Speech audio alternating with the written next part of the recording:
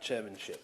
I'd like to thank my honourable friend member for Waveney for bringing this vitally important debate forward. Of course, we are very lucky, I think, in the east of England to have the oldest town in the country, which of course is Ipswich, but also we have the second oldest town in the country, which is Colchester. So I think we're really quite lucky for that to be the case.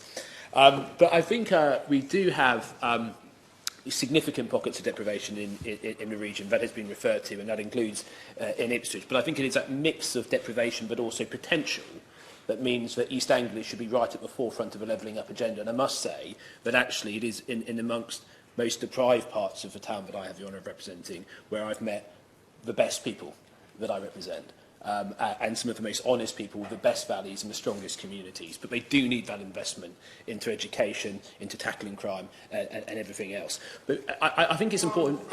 I'm sorry. Yeah, okay, I'll give way. My friend talks about pockets of deprivation. And while individual projects can help level up agendas, it's actually making that area, that pocket, lifting the whole pocket up, improving the housing, improving the education, that will keep people there and enable a whole area to improve. I completely agree with my honourable friend, which is why I think we actually need a balanced educational provision of technical skills apprenticeships as well as academic education as well. But in terms of some of the good things that are happening in terms of levelling up in East England, and particularly in relation to Ipswich, we have benefited from £25 million town deal, 11 exciting projects, and many of those projects are to do with skills, which we know is at the heart of levelling up, and also with Freeport and Felixstowe, which, if done in the right way, could bring forward about 10,000 new jobs that my constituents stand to benefit from, almost more than anybody else. But my honourable friend member for Waveney has already mentioned the fact that we were unsuccessful in the Institute of Technology bid, which is very disappointing. It's also worth mentioning that we weren't successful in becoming a pilot for the skills improvement plan. So I think actually that was slightly disappointing because we know that there's probably nothing more important than skills to levelling up. So what do we need to, I think, tackle the levelling up issue?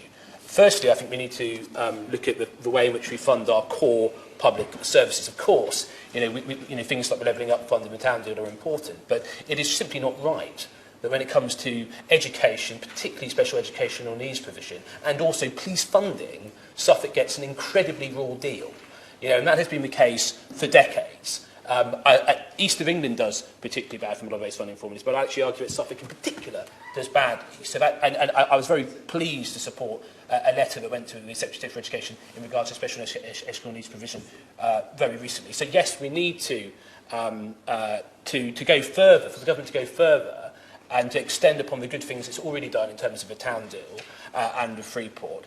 I think it needs to fully get behind the Felixstowe Freeport and Harris Freeport, which is doing, should continue to do that, but it needs to look at the way we fund our core public services, and that means, I think, bringing forward things like the review of the national funding formula for police as soon as possible.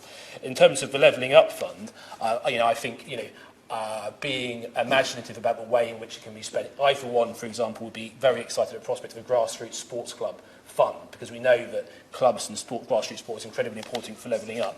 In terms of infrastructure, I'll just echo the comments made by other honourable friends and members about Ely North Junction. It's been promised for a very long time, keeps on being delayed. It's amazing how many things are linked to that. Also, Hawley Junction as well, the Ipswich and 60 service, vitally important. And small things as well, like the hourly Peterborough to Ipswich train would also make a big difference to many of my constituents to get about the region. So I'd simply say this. I understand. I've never thought the government sees levelling up purely about the North and the Midlands. That's never been my view. And there's a lot of evidence that isn't the case. But that isn't to say that I don't think the government could go further. And if I was going to say one thing, it would be the way in which we fund our core public services, because for too long, Suffolk has got a raw deal.